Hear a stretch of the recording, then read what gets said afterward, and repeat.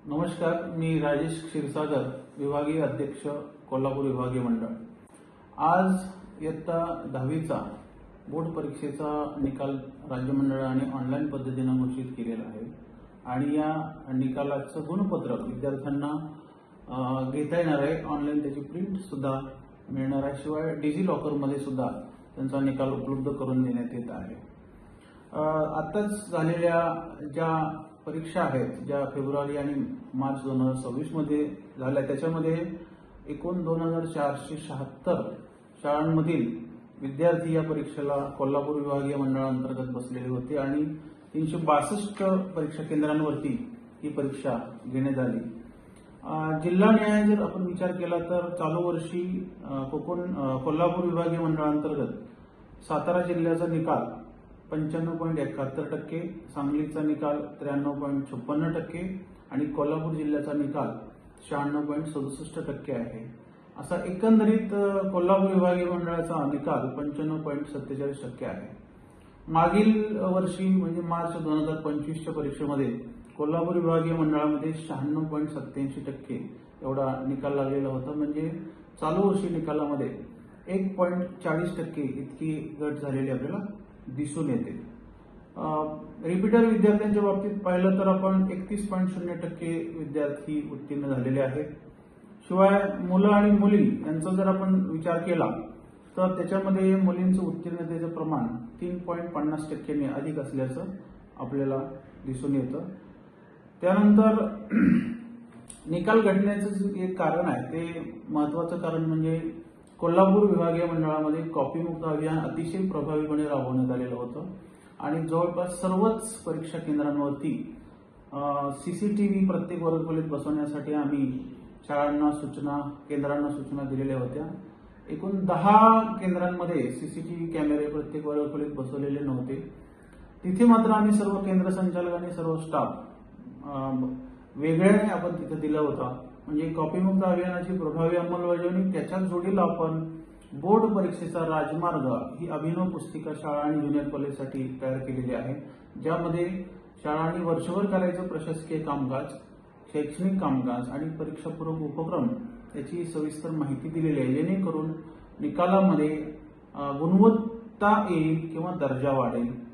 म्हणजे निकाल कमी लागला तरी हरकत नाही, परंतु निकालातील गुणवत्ता महत्त्वाची आहे हा ध्यास घेऊन या विभागातील सगळे अधिकारी काम करताना दिसत होते आणि शाळा आणि कनिष्ठ महाविद्यालयाकडून सुद्धा नंतरच्या टप्प्यामध्ये त्याला सकारात्मक असा प्रतिसाद मिळालेला आहे।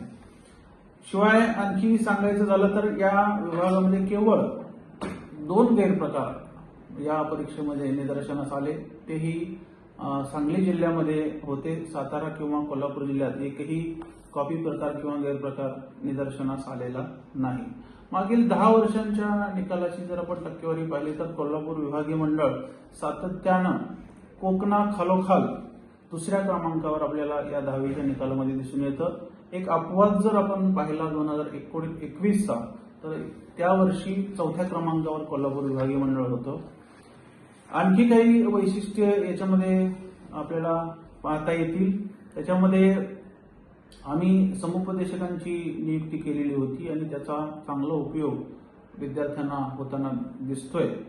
शिवाय कोकण आणि कोल्हापूर विभागीय मंडळ यांच्या संयुक्त विद्यमानं आपण या सर्व 10वी आणि 12वीच्या विद्यार्थ्यांसाठी महत्त्वाचे जे एकूण 21 विषय आहेत त्या विषयांचे व्हिडिओ, उत्तरपत्रिकांचं लेखन अचूकपणे कसं कराल या विषयांवर तयार केलेले होते आणि ते YouTubeवर आपण उपलब्ध करून दिले। त्याचा चांगला उपयोग विद्यार्थ्यांना होताना दिसतोय।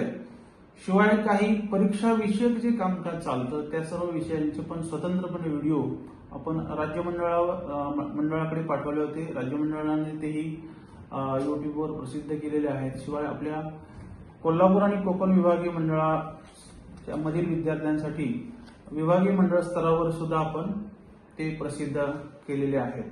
एकूणच या निकालातील गुणवत्ता वाढीसाठी खूप सातत्याने प्रयत्न करण्यात येत आहेत। यामध्ये यश मिळवलेल्या सर्व विद्यार्थी, त्यांचे पालक, त्यांना मार्गदर्शन करणारे शिक्षक आणि शाळा या सर्वांचं अभिनंदन। आणि निकालानंतरची जी कार्यवाही आहे म्हणजे गुणपडताळणी आहे, पुनर्मूल्यांकन आहे, उत्तरपत्रिकांची छायाप्रत घेणं असेल, ते कामकाज सुरू झालेलं आहे. उद्यापासूनच त्याचे ऑनलाईन अर्ज सादर करता येणार आहेत आणि शुल्कही ऑनलाईन पद्धतीनं भरता येणार आहे.